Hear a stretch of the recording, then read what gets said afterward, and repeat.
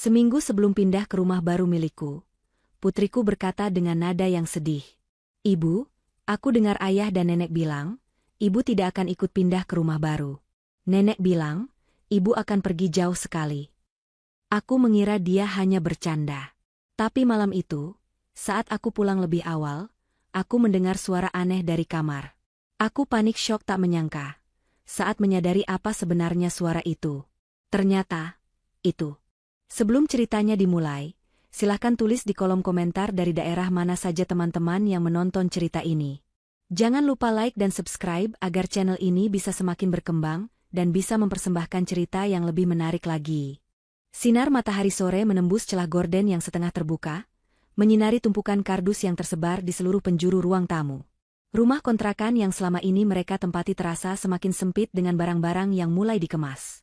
Yunita menghela napas panjang sambil melipat baju-baju Lili, putri sematawayangnya yang baru berusia 5 tahun. Ada rasa lelah yang menggelayut di pundaknya, namun rasa lelah itu bercampur dengan kegembiraan yang meluap-luap. Seminggu lagi, penantian panjangnya akan berakhir. Rumah impian yang ia beli dengan hasil kerja kerasnya, selama bertahun-tahun akhirnya siap ditempati. Itu adalah rumah 2 lantai dengan halaman luas di kawasan elit yang jauh dari hiruk-pikuk kota, tempat yang sempurna untuk membesarkan Lili. Yunita membayangkan betapa bahagianya Lili bisa berlarian di rumput hijau milik mereka sendiri, tanpa harus takut dimarahi pemilik kontrakan. Yunita menatap Lili yang sedang duduk di lantai, sibuk memasukkan boneka beruang lusuh ke dalam tas ransel kecilnya. Wajah anak itu tampak murung, berbeda dari biasanya yang ceria. Yunita mendekat, mengusap kepala putrinya yang tertutup rambut hitam legam. Ia bertanya dengan lembut mengapa Lili terlihat sedih padahal sebentar lagi mereka akan pindah ke rumah baru yang memiliki kamar luas khusus untuk Lili. Anak itu mendongak, matanya berkaca-kaca menatap ibunya. Bibir kecilnya bergetar pelan sebelum mengucapkan kalimat yang seketika menghentikan detak jantung Yunita. Lili berkata bahwa ia mendengar ayah dan nenek berbicara di dapur tadi pagi. Mereka bilang ibu tidak akan ikut pindah ke rumah baru. Nenek bilang ibu akan pergi ke tempat yang sangat jauh dan tidak akan kembali lagi. Tawa kecil keluar dari mulut Yunita, sebuah respons refleks untuk menutupi rasa kagetnya. Ia mencoba meyakinkan Lili bahwa itu pasti salah dengar. Mana mungkin ibu tidak ikut pindah, toh rumah itu adalah milik ibu. Yunita menjelaskan bahwa sertifikat rumah itu atas nama Yunita, dan dialah yang merancang setiap sudut ruangannya. Ia memeluk Lili erat, mencium keningnya, dan berkata bahwa ayah dan nenek mungkin sedang bercanda atau Lili salah mengartikan pembicaraan orang dewasa. Lili hanya mengangguk pelan, meski sorot matanya masih menyisakan keraguan. Yunita kembali melanjutkan kegiatan mengepak barang, namun kalimat Lili terus terngiang di kepalanya seperti kaset rusak yang diputar berulang-ulang. Hubungannya dengan Ibu Sarah, ibu mertuanya, memang tidak pernah harmonis. Ibu Sarah selalu merasa Yunita terlalu dominan, karena karir Yunita jauh lebih cemerlang daripada Damar. Namun, Yunita tidak pernah menyangka kebencian itu akan sampai pada tahap meracuni pikiran Lili dengan kebohongan seperti itu. Sore berganti malam, dan kegelisahan Yunita tidak kunjung reda. Damar belum pulang kerja, beralasan ada lembur mendadak.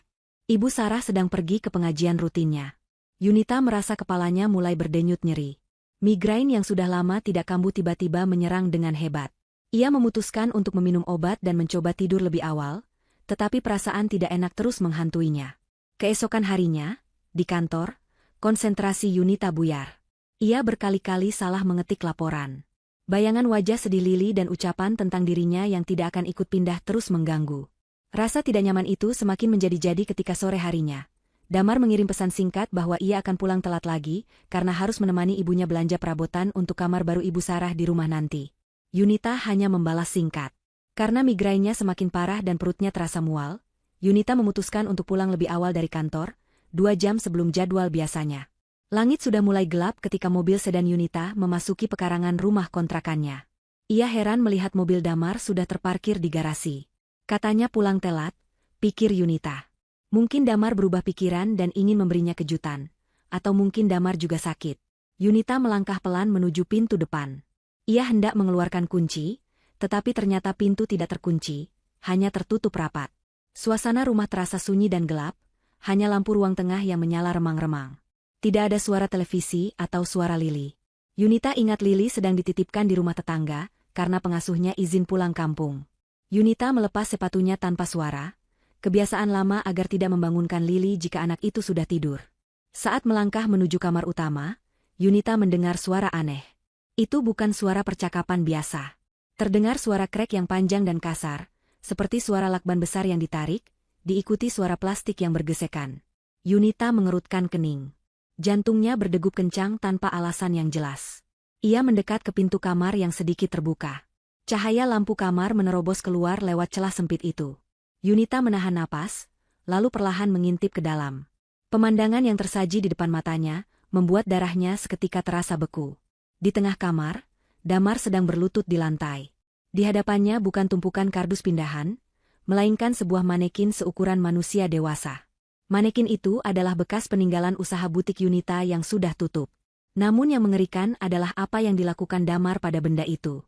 Damar, dibantu oleh seorang wanita yang posisinya membelakangi pintu, sedang melilitkan plastik tebal berwarna hitam ke seluruh tubuh manekin itu.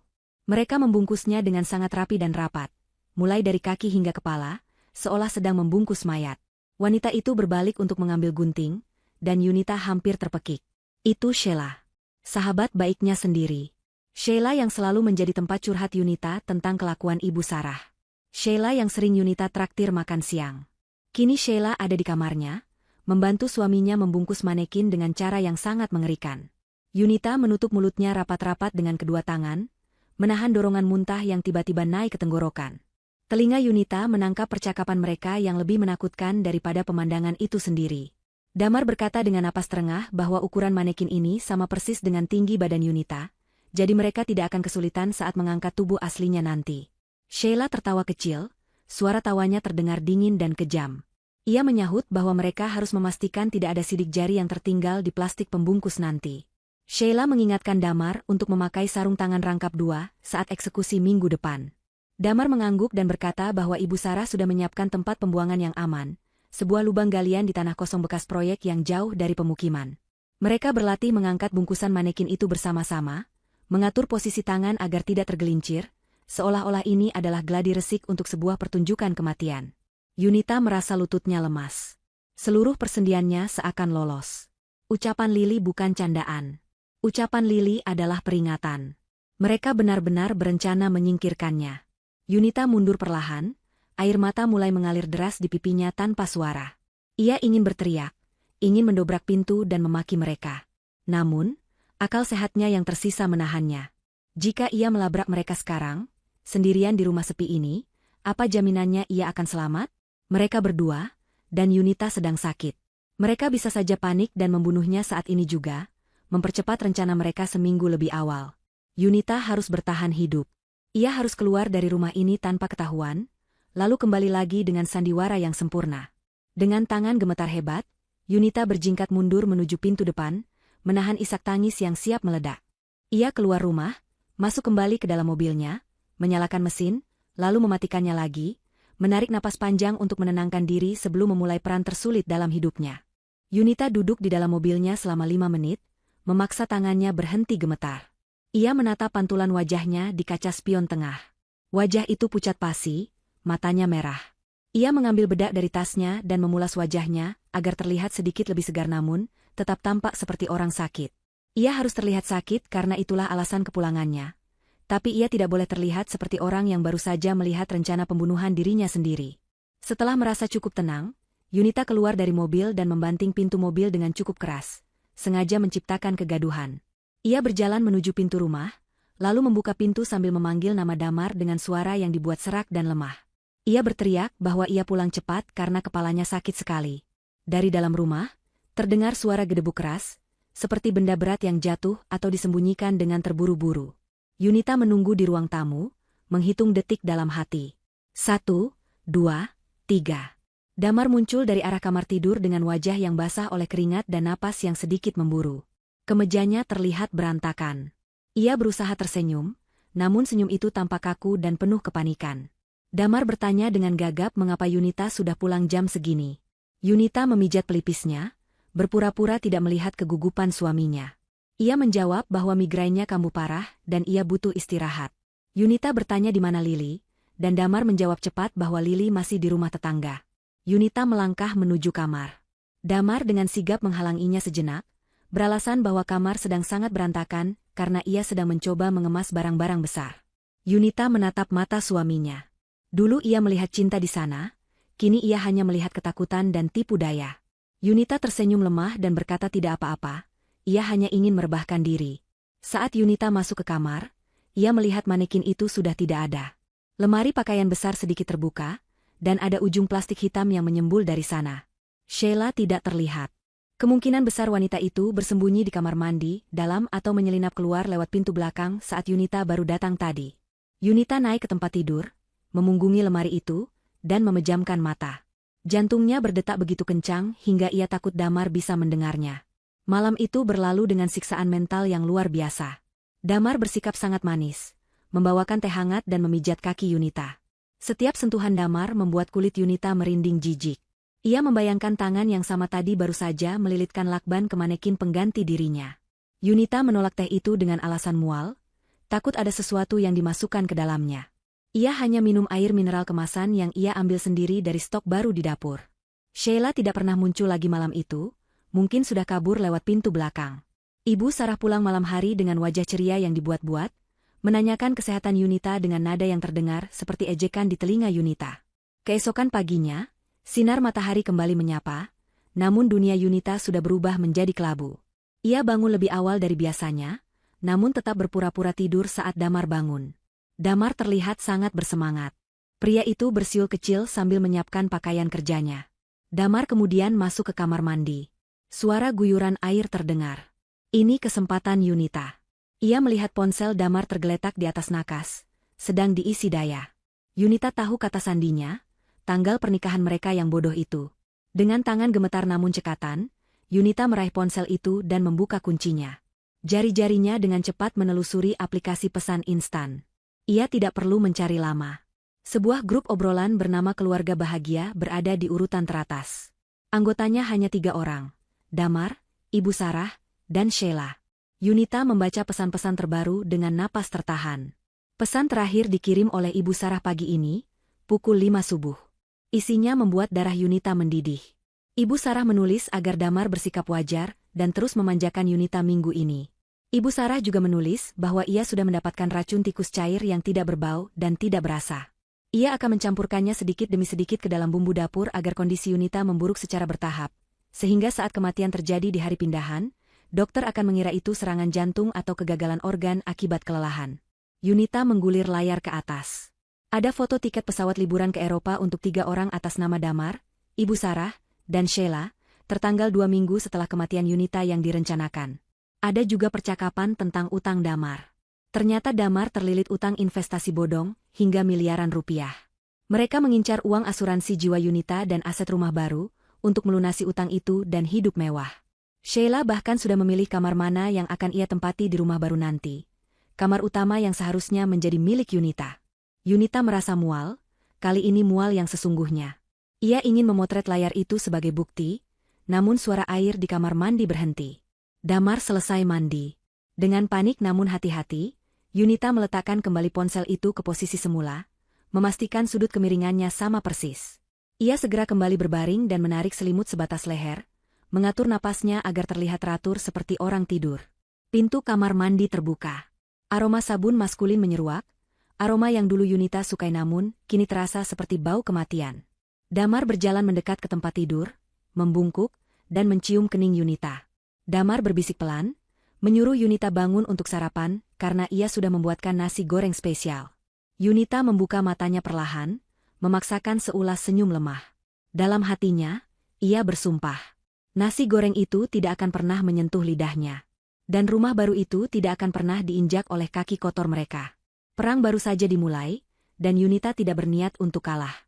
Ia harus lebih cerdik, lebih licik, dan lebih kejam dari mereka jika ingin menyelamatkan dirinya dan Lily.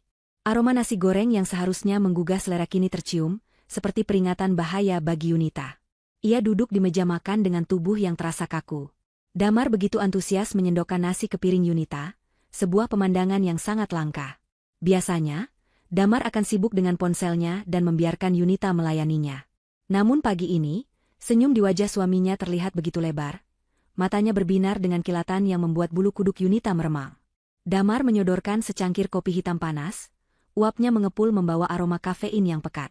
Damar berkata dengan nada manja agar Yunita menghabiskan kopinya supaya segar dan sakit kepalanya hilang. Yunita menatap cairan hitam itu. Ingatannya kembali pada pesan Ibu Sarah di ponsel Damar tadi pagi, tentang racun tikus cair yang dicampur ke bumbu dapur. Yunita mengangkat cangkir itu perlahan. Tangannya sedikit gemetar, namun ia berusaha menyembunyikannya dengan memegang cangkir menggunakan kedua tangan. Ia mendekatkan bibir cangkir ke mulutnya, berpura-pura meniup uap panasnya. Ekor matanya menangkap gerak-gerik Damar yang menatapnya tanpa berkedip, seolah sedang menunggu momen kemenangan. Yunita memiringkan cangkir, membiarkan sedikit saja cairan itu menyentuh ujung lidahnya. Rasanya memang kopi, tetapi ada sedikit rasa sepat dan logam yang tertinggal, rasa asing yang tidak seharusnya ada di sana.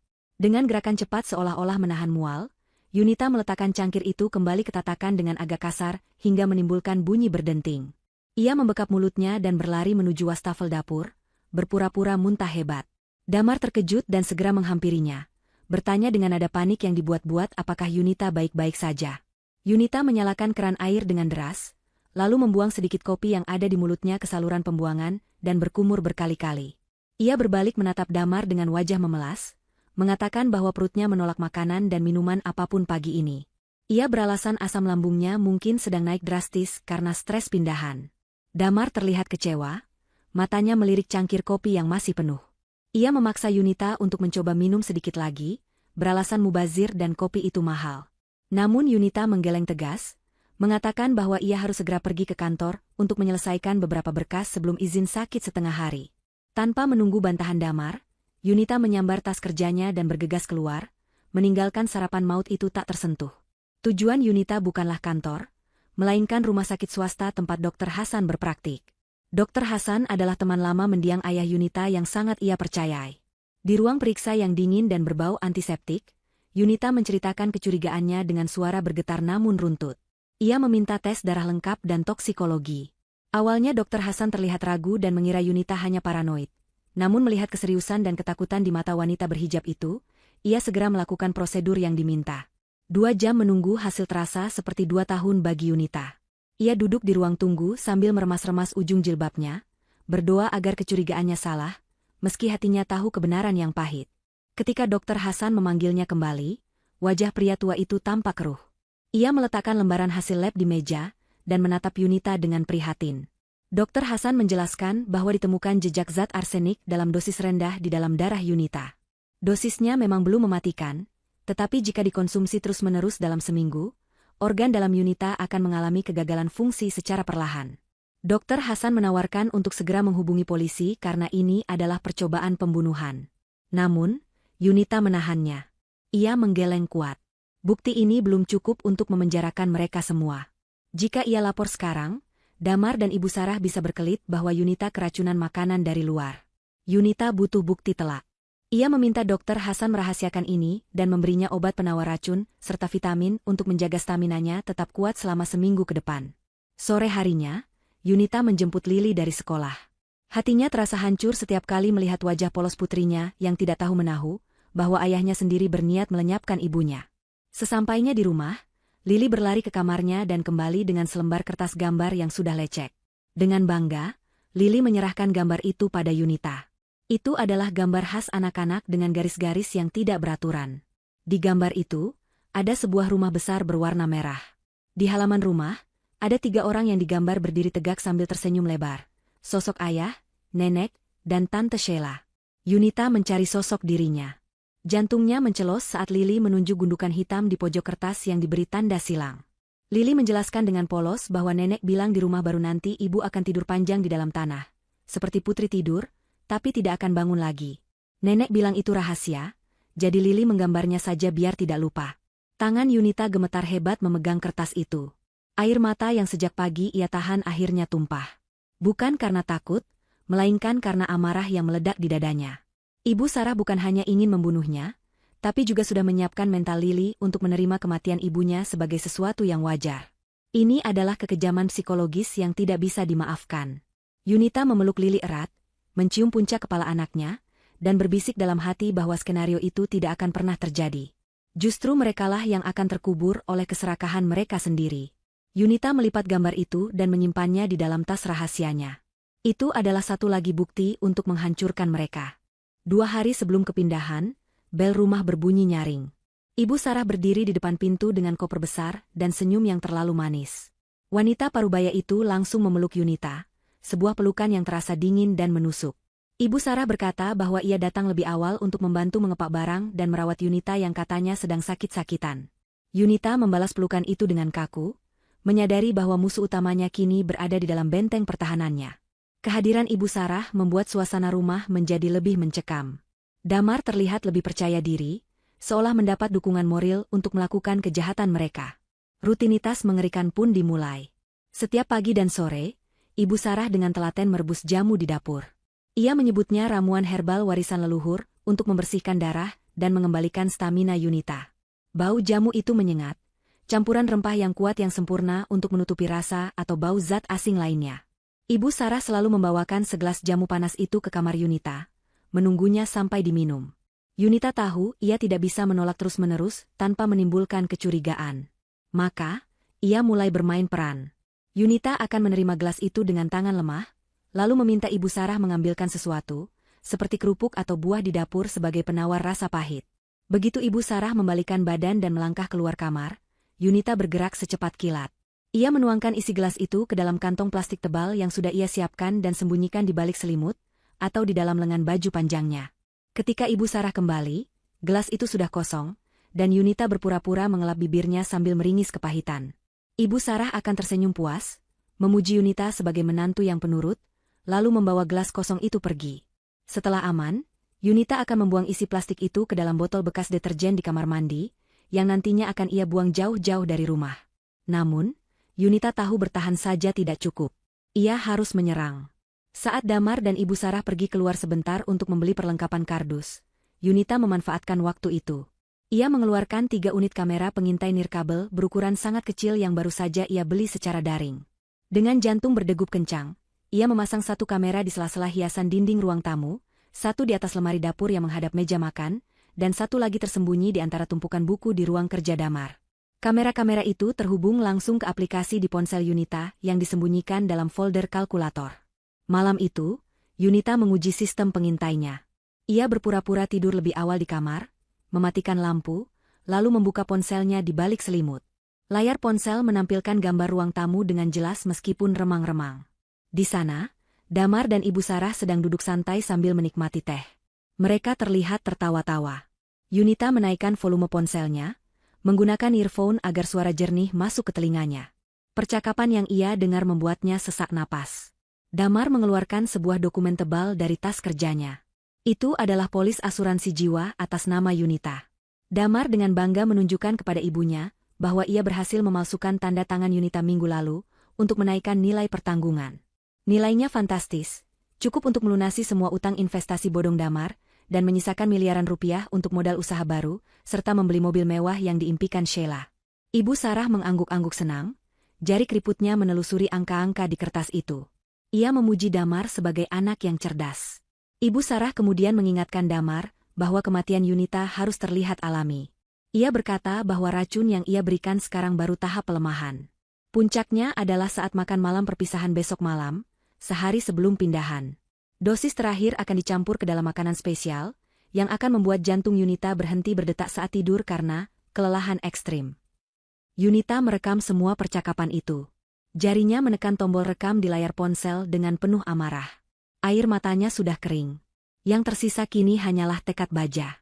Mereka membicarakan nyawanya seolah-olah sedang mendiskusikan harga seekor sapi potong. Tidak ada sedikit pun rasa bersalah di wajah suami yang telah menemaninya selama 7 tahun itu. Tidak ada belas kasihan di wajah wanita yang seharusnya menjadi ibu keduanya. Yunita mematikan layar ponsel, menatap langit-langit kamar yang gelap. Rencana mereka sudah jelas, besok malam adalah eksekusinya. Tapi mereka salah perhitungan. Besok malam bukan hari kematian Yunita, melainkan hari penghakiman bagi mereka. Yunita menyusun rencana balasan di kepalanya. Setiap langkah, setiap detail, hingga ia tertidur dengan dendam yang membara. Matahari pagi menyinari kota dengan terik yang menyengat, seolah ikut memanaskan situasi yang sedang terjadi di dalam kehidupan Yunita. Hari ini adalah 2 hari sebelum kepindahan yang direncanakan, atau lebih tepatnya, 2 hari sebelum tanggal kematian yang telah ditetapkan oleh suami dan mertuanya. Yunita bangun dengan perasaan yang anehnya tenang. Ketakutan yang sempat melumpuhkannya kemarin kini telah berubah menjadi bahan bakar yang dingin dan efisien. Ia tahu ia tidak punya banyak waktu. Rencana penyelamatan diri dan serangan balik harus dieksekusi hari ini juga dengan presisi tinggi. Setelah kembali membuang jamu beracun buatan Ibu Sarah ke dalam saluran pembuangan wastafel kamar mandi, Yunita keluar kamar dengan wajah pucat yang sudah dilatihnya. Ia berpamitan pada Damar dan Ibu Sarah, mengatakan bahwa ia harus pergi ke kantor sebentar untuk menandatangani beberapa berkas penting sebelum mengajukan cuti sakit total. Damar awalnya melarang, khawatir Yunita akan pingsan di jalan, namun Ibu Sarah justru mendukungnya. Di mata wanita tua itu, semakin cepat Yunita menyelesaikan urusan pekerjaannya, semakin cepat pula warisan dan aset Yunita bisa jatuh ke tangan mereka tanpa sengketa perusahaan. Yunita melajukan mobil sedannya membelah kemacetan kota. Tujuannya bukanlah kantor, melainkan bank sentral tempat ia menyimpan sebagian besar aset likuidnya. Di dalam ruang layanan prioritas yang kedap suara, Yunita bekerja cepat dengan bantuan manajer bank kepercayaannya. Ia memindahkan dana tabungan, deposito, dan hasil penjualan saham yang baru saja ia cairkan ke sebuah rekening baru yang ia buat atas nama perwalian khusus untuk Lily. Rekening ini memiliki klausul ketat di mana tidak ada seorang pun, termasuk Damar sebagai ayah kandung, yang bisa menarik uangnya tanpa persetujuan pengacara yang ditunjuk Yunita. Selain itu, Yunita juga menghubungi notaris untuk memblokir sertifikat rumah baru, agar tidak bisa dipindahtangankan atau dijaminkan ke bank oleh siapapun dalam waktu dekat dengan alasan sengketa internal. Langkah ini adalah pengamanan finansial mutlak. Jika sesuatu yang buruk terjadi padanya, Damar tidak akan mendapatkan sepeser pun uang tunai untuk membayar utang investasi bodongnya. Ia hanya akan mendapatkan rumah yang tidak bisa dijual dan tumpukan tagihan yang akan mencekiknya. Setelah urusan aset selesai, Yunita memulai tahap kedua dari rencananya, perang psikologis. Ia mampir ke sebuah toko elektronik kecil di pinggiran kota dan membeli sebuah ponsel murah serta kartu perdana sekali pakai yang tidak terdaftar atas namanya. Yunita duduk di dalam mobilnya yang terparkir di bawah pohon rindang, menatap layar ponsel murah itu dengan tatapan tajam. Ia mengetik sebuah pesan singkat yang ditujukan ke nomor pribadi Damar. Pesan itu berbunyi sangat spesifik dan mengancam. Isinya mengatakan bahwa pengirim pesan tahu tentang rencana pembunuhan Yunita, tahu tentang racun arsenik di bumbu dapur, dan tahu tentang utang investasi bodong Damar. Pesan itu diakhiri dengan ancaman bahwa jika Damar tidak mentransfer uang tutup mulut sebesar 500 juta rupiah dalam waktu 24 jam, semua bukti rekaman akan dikirimkan ke polisi dan ke Yunita. Yunita menekan tombol kirim, lalu mematikan ponsel itu dan menyimpannya di laci dashboard yang terkunci. Ia membayangkan kepanikan yang akan melanda suaminya sebentar lagi. Ketika Yunita pulang ke rumah siang harinya, suasana tegang langsung terasa di udara.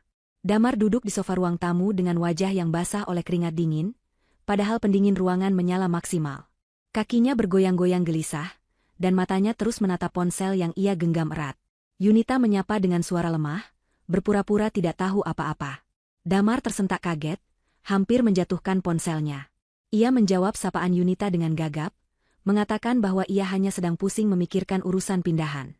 Yunita tahu pesan terornya sudah sampai. Damar pasti sedang berpikir keras siapa orang yang tahu rencananya. Hanya ada 3 orang yang tahu, Damar, Ibu Sarah, dan Sheila. Damar tidak mungkin mencurigai ibunya sendiri. Kecurigaan itu pasti akan mengarah pada satu nama, Sheila. Benih ketidakpercayaan mulai ditanam, dan Yunita hanya perlu menyiramnya sedikit lagi agar tumbuh menjadi pohon perpecahan. Malam harinya, saat makan malam, ketegangan semakin memuncak. Ibu Sarah masak sup ayam yang aromanya sangat gurih. Namun Yunita tahu panci sup itu sudah dibumbui. Yunita kembali melakukan trik menukar makanan. Ia mengambil porsi kecil. Lalu saat Damar dan Ibu Sarah lengah melihat berita di televisi, ia memindahkan isi mangkuknya ke dalam kantong plastik di pangkuannya. Setelah mangkuknya kosong, Yunita meletakkannya kembali di meja dan mulai berbicara dengan nada menerawang. Ia bercerita bahwa semalam ia bermimpi sangat aneh. Ia bermimpi melihat seekor tikus besar yang serakah mencoba mencuri keju di dapur, tapi tikus itu justru mati kaku karena memakan racun yang ia siapkan sendiri.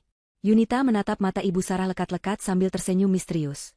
Lalu bertanya apakah mimpi itu pertanda bahwa rumah baru mereka akan bebas dari hama. Wajah Ibu Sarah seketika berubah pucat pasi, sendok di tangannya berdenting pelan menyentuh piring. Wanita tua itu terdiam 1000 bahasa, merasa tersindir sekaligus ketakutan seolah Yunita tahu sesuatu. Namun, Yunita segera mengalihkan pembicaraan dengan lugu, membahas warna gorden, membiarkan rasa paranoid itu menggerogoti pikiran mertuanya sepanjang malam. Hari H-1. Ini adalah hari terakhir sebelum tanggal yang mereka tetapkan sebagai hari kematian Yunita. Sheila datang pagi-pagi sekali dengan alasan ingin membantu packing terakhir. Penampilannya terlihat modis seperti biasa, namun ada aura ketidaksabaran di wajahnya. Sheila jelas ingin semua ini cepat selesai agar ia bisa segera menikmati uang asuransi dan rumah mewah itu. Yunita menyambutnya dengan pelukan hangat seorang sahabat, pelukan Yudas yang menyembunyikan belati di balik senyumannya. Yunita mengajak Sheila masuk ke kamar tamu tempat barang-barang Sheila diletakkan sementara. Saat Sheila pergi ke kamar mandi untuk membenahi riasannya, Yunita bergerak cepat. Ia mengeluarkan sebuah amplop yang sudah ia persiapkan semalam. Di dalamnya terdapat hasil cetakan bukti pemesanan tiket pesawat fiktif yang Yunita buat sendiri, dengan sangat rapi menggunakan aplikasi penyunting foto. Tiket itu tertera atas nama Sheila dan seorang pria asing bernama Bramantio, dengan tujuan penerbangan ke Bali, tertanggal tepat 3 hari setelah pencairan klaim asuransi yang direncanakan. Yunita menyelipkan amplop itu ke dalam tas tangan Sheila yang terbuka di atas kasur, memastikannya sedikit menyembul keluar agar mudah terlihat.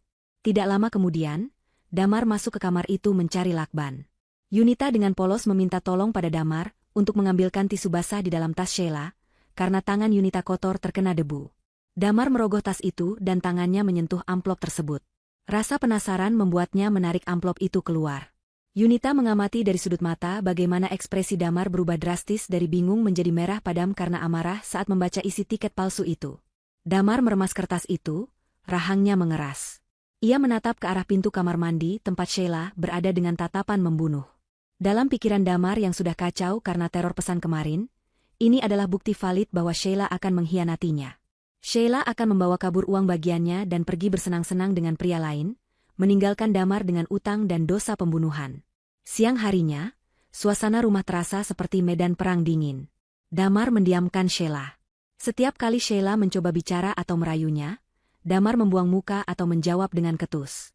Sheila bingung dengan perubahan sikap Damar, namun ia tidak berani bertanya terang-terangan karena ada Yunita di sana. Di sisi lain, Yunita melancarkan serangan berikutnya kepada Ibu Sarah.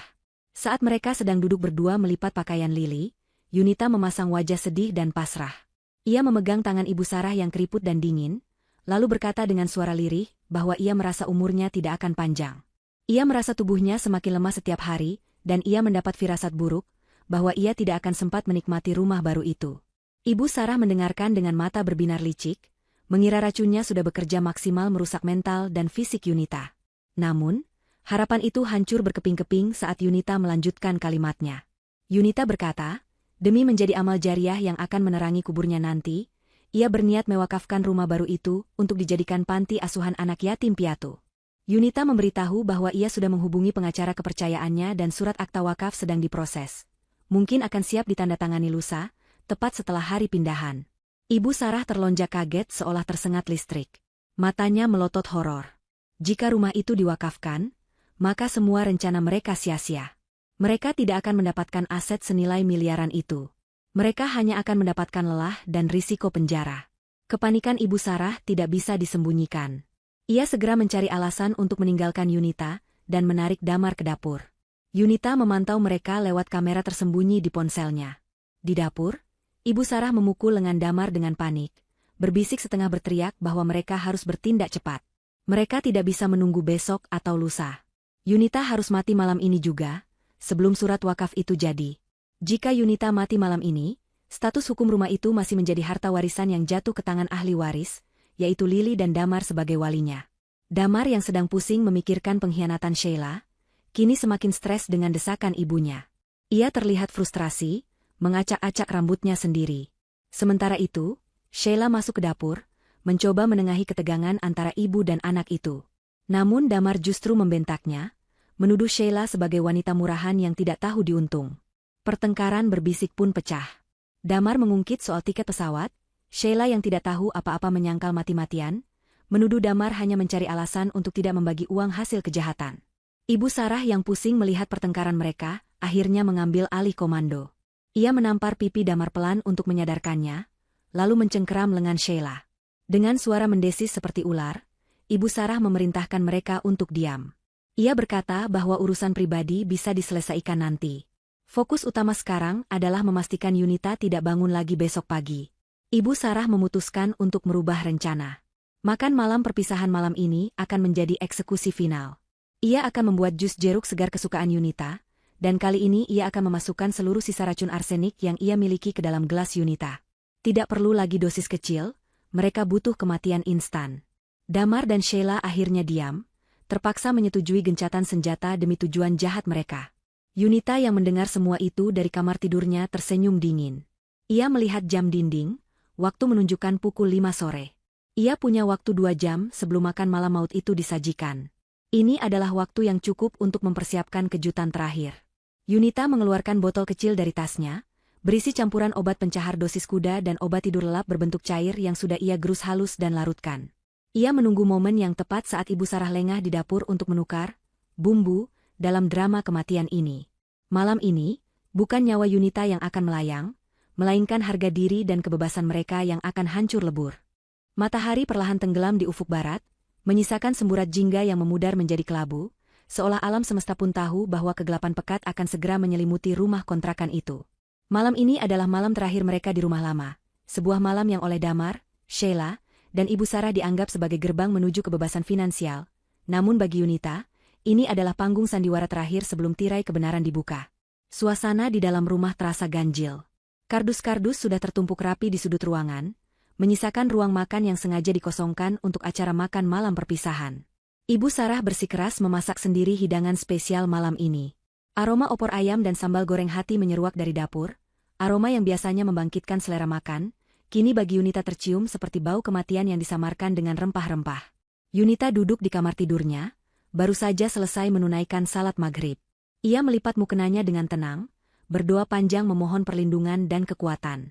Ia mendengar suara Ibu Sarah di kamar sebelah, sedang mengaji dengan suara yang dikeraskan, sebuah pencitraan munafik untuk menutupi rencana keji yang akan dilakukannya sebentar lagi. Damar sedang di teras depan, merokok dengan gelisah, sementara Sheila, yang datang kembali dengan wajah tebal seolah pertengkaran siang tadi tidak terjadi, sedang menata meja makan. Ini adalah celah waktu yang ditunggu Yunita. Saat Ibu Sarah sibuk dengan Tuhan palsunya, dan Damar serta Sheila sibuk dengan dunia mereka, dapur adalah wilayah tak bertuan. Dengan langkah seringan kapas, Yunita menyelinap keluar kamar menuju dapur. Jantungnya berdegup kencang, memompa adrenalin ke seluruh tubuhnya. Matanya menyapu meja dapur yang penuh dengan bahan makanan. Di sana, di samping cobek batu, tergeletak sebuah botol kaca kecil bekas obat batuk yang isinya sudah diganti dengan cairan bening. Yunita tahu itu adalah racun arsenik cair yang dimaksud Ibu Sarah. Tanpa membuang waktu, Yunita mengambil botol itu, menyimpannya ke dalam saku gamisnya sebagai barang bukti yang tak terbantahkan. Sebagai gantinya, ia mengeluarkan botol serupa yang telah ia siapkan dari saku sebelahnya. Botol itu berisi campuran obat pencahar dosis tinggi dan obat tidur cair yang sangat kuat. Yunita menuangkan sebagian besar isi botol itu ke dalam panci besar opor ayam yang sedang mendidih, dan sisanya ia tuangkan ke dalam teko besar berisi sirup merah dingin yang sudah disiapkan di meja saji. Ia mengaduknya cepat dengan sendok sayur, memastikan semuanya tercampur rata, lalu mencuci sendok itu dan kembali ke kamarnya secepat kilat, tepat sebelum suara pintu kamar Ibu Sarah terbuka. Setengah jam kemudian, panggilan makan malam terdengar. Yunita keluar kamar dengan wajah yang ia buat tampak sayu dan lelah. Ia melihat meja makan yang sudah tertata rapi. Damar duduk di ujung meja sebagai kepala keluarga, Ibu Sarah di sisi kanan, dan Sheila, dengan tidak tahu malunya, duduk di sisi kiri, tempat yang biasanya diduduki Lily. Lily sendiri sudah tidur lelap di kamar setelah Yunita memberinya susu hangat yang aman, dan memastikannya tidak keluar kamar malam ini. Ibu Sarah menyambut Yunita dengan senyum lebar yang mengerikan, menyuruhnya duduk di kursi yang tersisa. Wajah wanita tua itu tampak berseri-seri, seolah ia baru saja memenangkan lotre, padahal ia baru saja merencanakan pembunuhan menantunya sendiri. Ibu Sarah dengan sigap menyendokkan nasi dan opor ayam ke piring Yunita. Ia memilih potongan ayam yang paling besar, menuangkan kuah yang banyak. Makan yang banyak, Yunita. Kamu butuh tenaga untuk besok. Ini masakan spesial ibu, resep rahasia keluarga, ucap Ibu Sarah dengan nada yang dibuat selembut mungkin. Yunita menatap piringnya. Ia tahu opor itu sudah ia netralkan dengan obat pencahar, jadi racun arsenik yang asli tidak ada di sana. Namun, ia tetap harus waspada. Ia tidak boleh memakan terlalu banyak obat pencahar itu sendiri. Terima kasih, Bu, jawab Yunita pelan. Tapi perutku masih sangat mual. Aku hanya akan makan sedikit nasi dan kuahnya saja. Ibu Sarah tampak sedikit kecewa, tapi ia tidak memaksa karena yakin racun di kuah itu sudah cukup. Damar dan Sheila mulai makan dengan lahap. Mereka terlihat sangat kelaparan, Atau mungkin mereka makan dengan rakus untuk menutupi kegugupan mereka. Percakapan di meja makan itu sungguh absurd. Mereka membicarakan tentang tata letak perabotan di rumah baru, tentang warna cat yang akan diganti, dan tentang rencana liburan mereka. Sheila dengan berani berkata bahwa ia ingin membuat kolam ikan di halaman belakang, padahal itu adalah area yang Yunita siapkan untuk taman bunga lili. Damar hanya mengangguk-angguk setuju, matanya sesekali melirik Yunita dengan tatapan bersalah yang cepat-cepat ia buang. "Ayo kita bersulang," kata Sheila tiba-tiba, mengangkat gelas sirup merahnya tinggi-tinggi. "Untuk kehidupan baru yang lebih bahagia, dan untuk rezeki yang melimpah." Damar dan Ibu Sarah mengangkat gelas mereka. Yunita pun mengangkat gelasnya perlahan. Cahaya lampu ruang makan memantul di cairan merah darah itu. "Untuk keadilan," bisik Yunita pelan, nyaris tak terdengar, sebelum menempelkan gelas ke bibirnya. Ia hanya membasahi bibirnya, tidak menelan setetes pun. Sementara itu, Damar, Sheila, dan Ibu Sarah meneguk sirup itu hingga setengah gelas. Mereka tidak menyadari rasa aneh di dalamnya, karena rasa sirup itu memang manis pekat dan opor ayam yang pedas gurih, telah menumpulkan indera pengecap mereka. Menit demi menit berlalu. Mereka terus makan dan minum, menambah porsi opor ayam yang telah bercampur obat tidur dan pencahar itu. Yunita mengamati mereka seperti elang mengamati mangsanya. Ia melihat keringat mulai muncul di dahi Damar. Sheila mulai menguap beberapa kali, matanya terlihat sayu. Ibu Sarah memegangi perutnya sesekali, wajahnya menunjukkan ketidaknyamanan, namun ia memaksakan diri untuk tetap tersenyum. Racun buatan Yunita mulai bekerja lebih cepat dari dugaan, karena dikombinasikan dengan perut yang penuh. "Kenapa, Bu? Sakit perut?" tanya Yunita dengan nada polos, memecah keheningan yang mulai canggung. "Ah, tidak. Cuma agak kembung sedikit. Mungkin karena santannya terlalu kental," jawab Ibu Sarah sambil mengibaskan tangan, mencoba menepis rasa mulas yang mulai melilit ususnya. "Mungkin bukan karena santannya, Bu," kata Yunita, suaranya tiba-tiba berubah. Tidak ada lagi nada lemah atau serak. Suaranya kini terdengar tegas, dingin, dan penuh otoritas.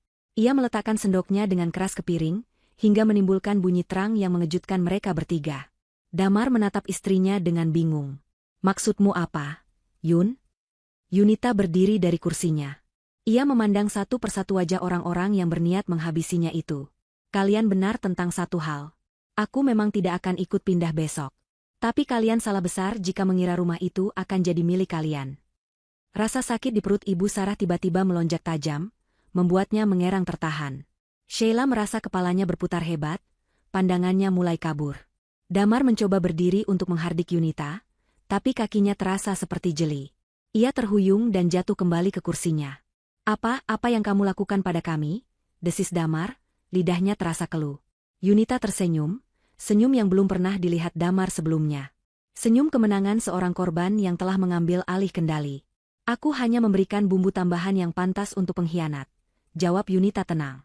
"Selamat menikmati malam terakhir kalian di rumah ini. Atau lebih tepatnya, malam terakhir kalian sebagai manusia bebas." Rasa kantuk yang amat sangat berat mulai menyerang mereka, bertarung dengan rasa sakit perut yang melilit hebat. Kombinasi yang melumpuhkan. Mereka ingin berlari ke kamar mandi, tapi tubuh mereka terlalu lemas untuk digerakkan. Mereka terperangkap di kursi masing-masing, menatap Yunita dengan horor, menyadari bahwa mangsa mereka telah berubah menjadi pemangsa yang jauh lebih mengerikan. Ruang makan itu kini dipenuhi oleh suara erangan kesakitan dan napas berat. Damar, Sheila, dan Ibu Sarah merosot di kursi mereka dalam posisi yang tidak wajar. Tubuh mereka lumpuh, tapi kesadaran mereka masih dipaksa bertahan oleh rasa sakit di perut yang semakin menjadi-jadi. Obat pencahar dosis tinggi itu mulai bereaksi brutal, menciptakan sensasi terbakar dan gejolak yang memalukan di dalam perut mereka, sementara obat tidur memaksa kelopak mata mereka untuk menutup. Mereka terjebak dalam limbo ketidakberdayaan yang menyiksa. Yunita berjalan santai mengelilingi meja makan. Ia mengambil ponsel Damar yang tergeletak di meja, lalu ponsel Sheila dan Ibu Sarah. Ia mematikan semua akses mereka ke dunia luar. Tidak ada yang bisa memanggil ambulans atau polisi untuk menyelamatkan mereka dari situasi ini. Yunita kemudian berjalan menuju ruang tengah, mengambil remote televisi, dan menyalakannya. Televisi pintar berukuran besar itu menyala, menampilkan layar biru sejenak sebelum terhubung dengan ponsel Yunita melalui fitur mirroring. "Kalian suka nonton film, kan?" tanya Yunita sambil berdiri di samping televisi layaknya seorang presenter. "Malam ini aku punya film dokumenter eksklusif. Judulnya, Keluarga Bahagia yang Membusuk." Di layar televisi, Muncul rekaman video berkualitas tinggi. Itu adalah rekaman dari kamera tersembunyi yang dipasang Yunita di kamar tidur 2 hari lalu. Gambar Damar dan Sheila yang sedang membungkus manekin dengan plastik hitam terpampang jelas. Suara mereka terdengar jernih, mendiskusikan cara membuang mayat Yunita agar tidak meninggalkan jejak. Mata Damar terbelalak lebar meski berat, ia berusaha berteriak, "Matikan." Tapi suaranya hanya keluar sebagai gumaman tak jelas. Video berganti. Kali ini menampilkan Ibu Sarah di dapur, sedang mencampurkan sesuatu ke dalam toples bumbu sambil menelepon seseorang, mungkin dukun atau penjual racun ilegal, bertanya tentang dosis yang tepat untuk membunuh seseorang secara perlahan tanpa terdeteksi autopsi. Wajah Ibu Sarah di layar terlihat begitu jahat dan penuh kebencian. Sangat kontras dengan topeng ibu mertua penyayang yang selama ini ia pakai. "Lihat," kata Yunita, menunjuk ke layar. "Kalian pikir kalian pintar. Kalian pikir aku bodoh. Selama seminggu ini, aku tahu setiap langkah kalian. Aku dengar setiap rencana busuk kalian. Kalian mau membunuhku demi uang asuransi? Demi melunasi utang investasi bodongmu, Mas?" Yunita menatap Damar dengan tatapan jijik. "Dan kamu, Sheila? Kamu pikir kamu akan jadi nyonya rumah di rumah baruku? Kamu cuma dimanfaatkan. Tiket pesawat yang kamu temukan itu aku yang buat. Tapi lucunya, kalian langsung saling curiga. Persahabatan dan cinta kalian ternyata semurah itu." Sheila menangis tanpa suara, air matanya meleleh membasahi pipi yang riasannya mulai luntur. Rasa sakit di perutnya tak tertahankan, dan rasa malu karena kebodohannya semakin menghancurkan mentalnya. Yunita belum selesai. Ia mengeluarkan ponsel barunya dari saku, ponsel yang ia gunakan untuk meneror Damar kemarin. Ia menghadapkan layar ponsel itu ke arah mereka bertiga.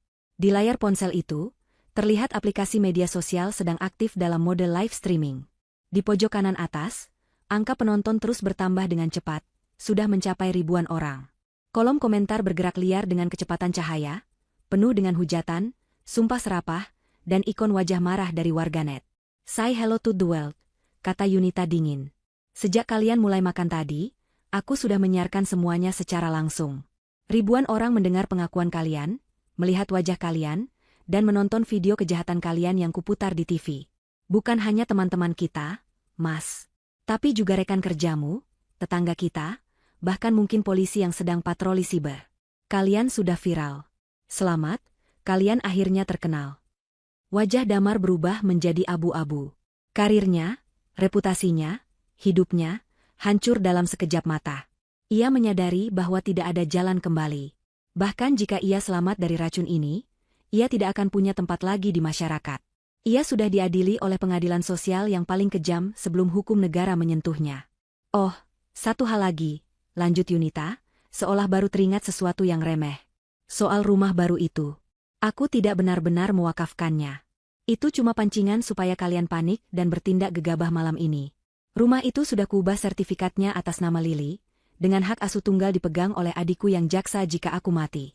Tapi karena aku masih hidup, rumah itu tetap milikku. Dan kalian tidak akan pernah menginjakan kaki di sana. Tempat kalian yang baru adalah sel penjara yang dingin dan sempit."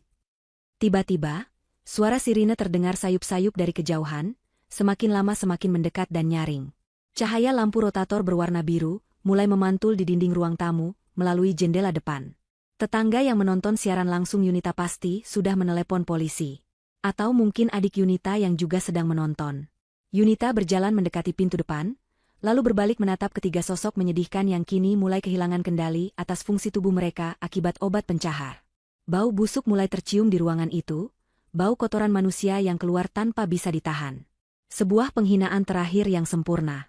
Ibu Sarah, wanita yang selalu menjaga citra ningratnya, kini terbaring tak berdaya di atas kotorannya sendiri. "Polisi sudah datang," kata Yunita sambil membuka pintu lebar-lebar, membiarkan udara malam yang segar masuk menggantikan udara busuk di dalam. "Aku akan menyambut mereka.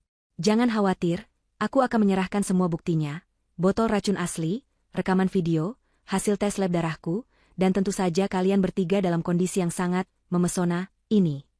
Damar mencoba menggapai kaki Yunita saat istrinya itu melewatinya, tapi Yunita melangkah mundur dengan jijik. "Jangan sentuh aku," desis Yunita. "Tanganmu terlalu kotor." Yunita melangkah keluar ke teras, menghirup udara malam dalam-dalam.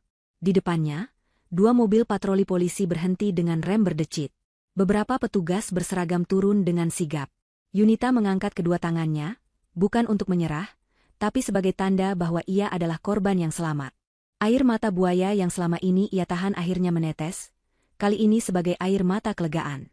Drama ini sudah berakhir. Babak baru kehidupannya akan segera dimulai, tanpa parasit, tanpa racun, dan tanpa rasa takut. Suara sirine mobil polisi membelah keheningan malam di lingkungan perumahan yang biasanya tenang itu. Cahaya lampu rotator berwarna biru dan merah berputar-putar, memantul di dinding rumah kontrakan Yunita, menciptakan bayangan yang dramatis. Di dalam rumah, aroma busuk kotoran manusia yang menyengat hidung bercampur dengan bau sisa makanan di meja makan, menciptakan atmosfer yang menjijikan. Tiga sosok antagonis yang tadinya begitu sombong merencanakan pembunuhan, kini terduduk lemas tak berdaya di kursi mereka dengan kondisi yang sangat memalukan. Damar, Sheila, dan Ibu Sarah tidak bisa bergerak. Obat tidur membuat kesadaran mereka timbul tenggelam, sementara obat pencahar terus menyiksa perut mereka tanpa ampun. Mereka sadar bahwa polisi sudah memasuki rumah, tetapi tubuh mereka menolak untuk merespons perintah otak untuk kabur atau setidaknya membersihkan diri. Ini adalah titik terendah dalam hidup mereka. Sebuah penghinaan total yang disaksikan langsung oleh Yunita dan ribuan penonton siaran langsung di dunia maya.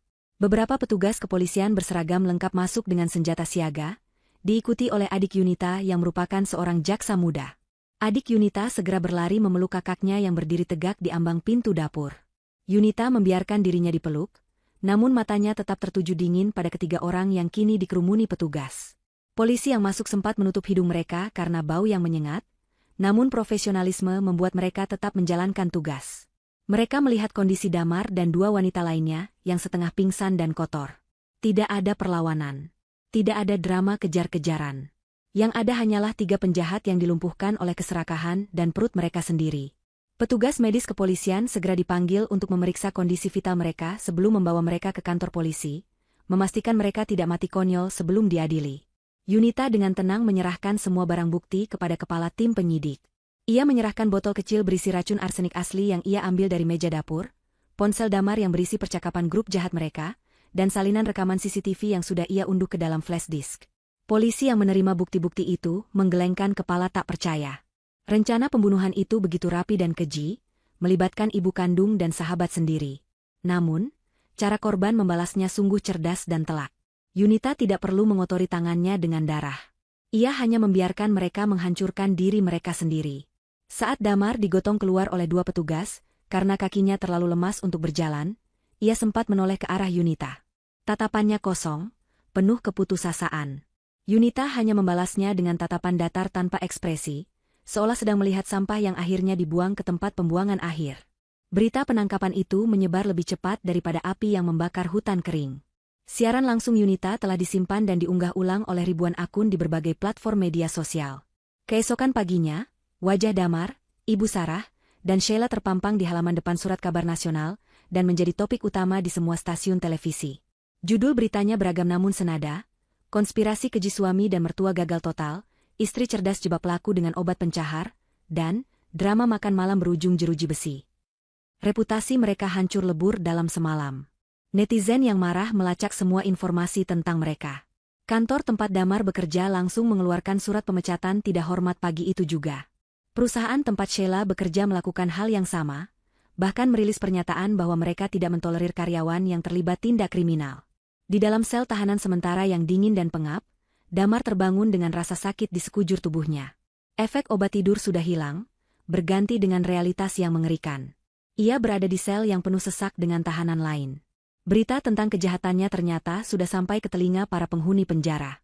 Di dunia kriminal, pembunuh istri atau anak menempati kasta terendah dan paling dibenci. Saat Damar mencoba duduk di pojok sel, seorang narapidana bertato besar mendekatinya. Tanpa banyak bicara, sebuah pukulan keras mendarat di rahang Damar, disusul tendangan dari narapidana lain. Damar meringkuk kesakitan, memohon ampun, tapi tidak ada yang peduli. Ia yang biasanya tampil necis dengan kemeja rapi dan wangi parfum mahal, kini babak belur, kotor, dan terhina. Bayangan hidup mewah di rumah baru lenyap sudah, digantikan oleh mimpi buruk yang akan berlangsung bertahun-tahun. Nasib Sheila tidak kalah menyedihkan. Ia ditempatkan di sel wanita yang terpisah. Orang tuanya yang malu besar menolak untuk menjenguk atau menyewakan pengacara. Sheila menangis histeris di pojok sel, meratapi nasibnya. Ia kehilangan segalanya, karir, teman, keluarga, dan masa depan. Wajah cantiknya kini sembab dan kusam.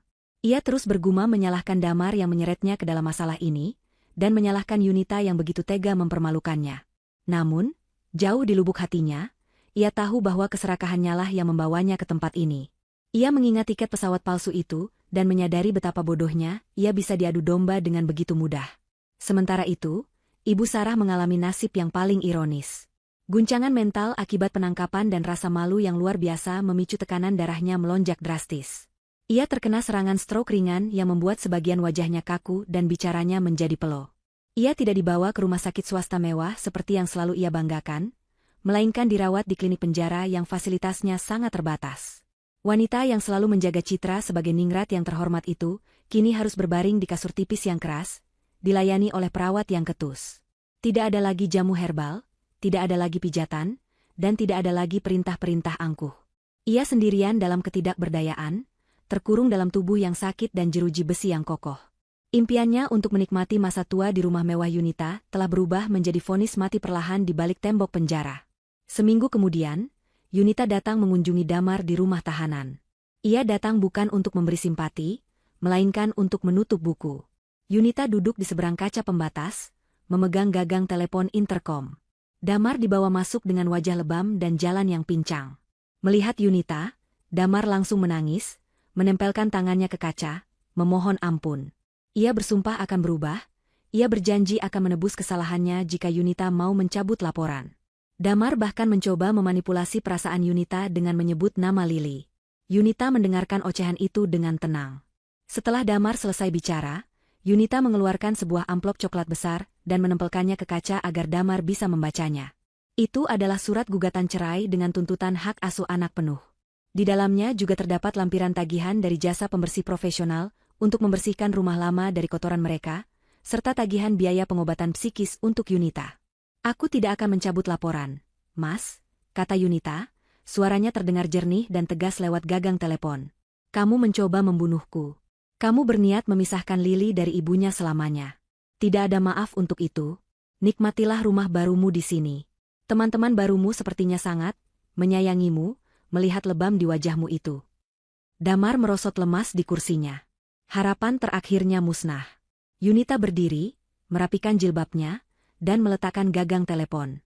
Ia berbalik dan berjalan keluar tanpa menoleh lagi, meninggalkan Damar yang meraung-raung memanggil namanya. Saat melangkah keluar dari gerbang penjara, sinar matahari menyambut Yunita. Udara terasa begitu segar. Beban berat yang selama ini menindih dadanya telah hilang sepenuhnya. Ia masuk ke dalam mobilnya, menyalakan mesin, dan tersenyum. Keadilan telah ditegakkan, dan karma telah dibayar lunas, tunai dan menyakitkan.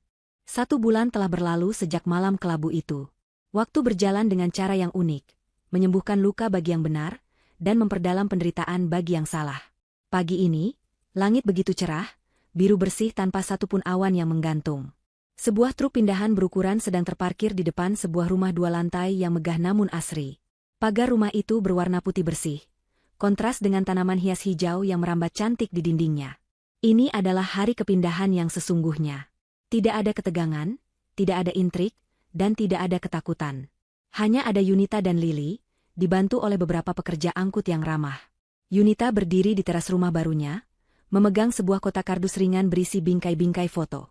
Ia menarik napas panjang, menghirup aroma cat baru dan rumput yang baru dipotong. Rasanya berbeda sekali dengan rencana pindahan sebulan lalu yang penuh kepalsuan. Kali ini, udara terasa ringan. Yunita mengenakan pakaian santai dan jilbab instan yang nyaman. Ia melihat Lili berlarian di halaman rumput yang luas, tertawa lepas mengejar kupu-kupu. Tawa anak itu adalah musik terindah bagi Yunita. Sebuah konfirmasi bahwa keputusan ekstrim yang ia ambil untuk melawan Damar adalah keputusan yang tepat demi menyelamatkan kebahagiaan kecil ini. Mereka mulai menata barang-barang. Yunita telah melakukan beberapa perubahan signifikan pada tata letak rumah dibandingkan rencana awal. Kamar di lantai 1 yang tadinya disiapkan untuk Ibu Sarah dengan segala fasilitas mewahnya, kini telah dirombak total.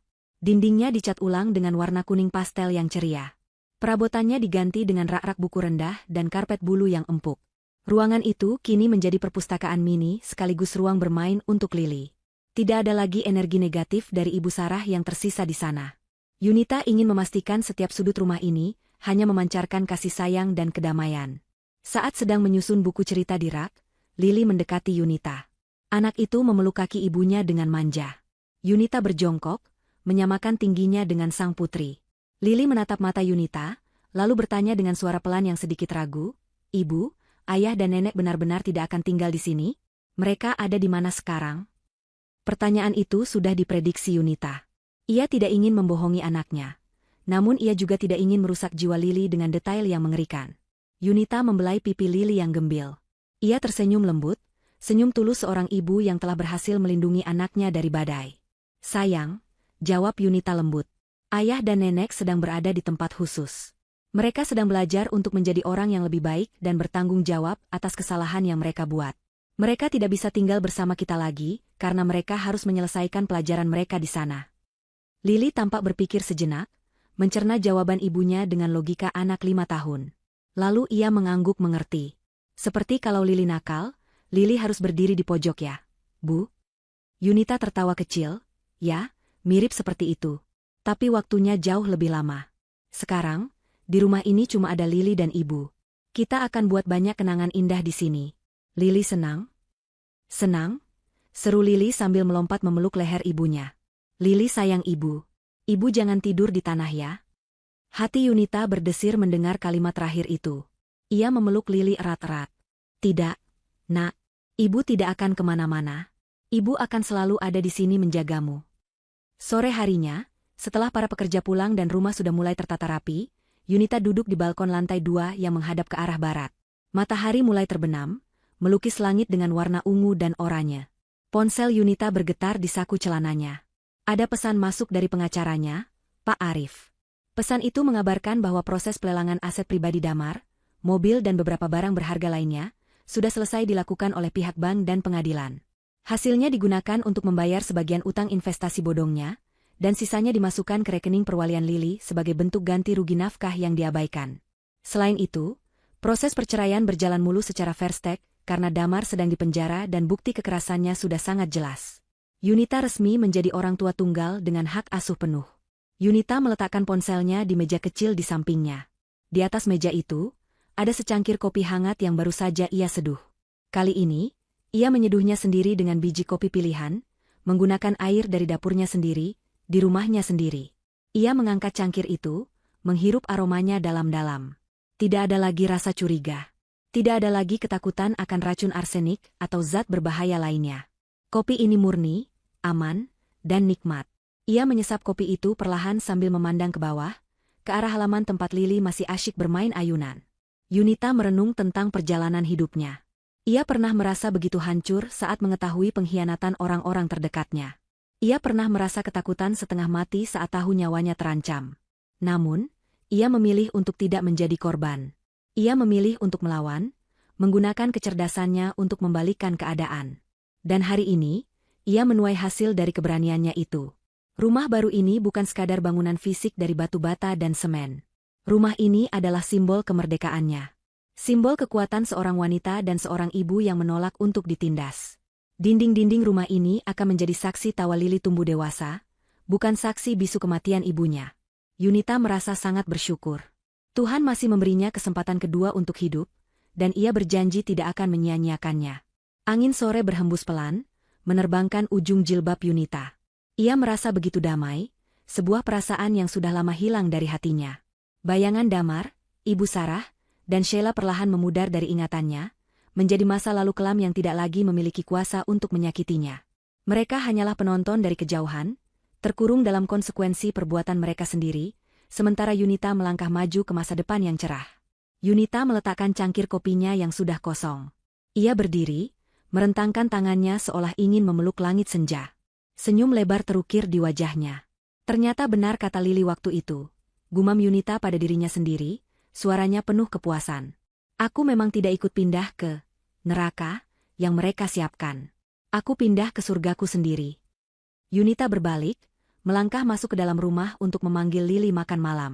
Pintu balkon ditutup perlahan, memisahkan kegelapan malam di luar dengan cahaya hangat yang bersinar terang di dalam rumah barunya. Hidup baru telah dimulai, dan kali ini, Yunita yang memegang kendali penuh atas takdirnya, penuh atas takdirnya, penuh atas takdirnya, penuh atas takdirnya, penuh atas takdirnya.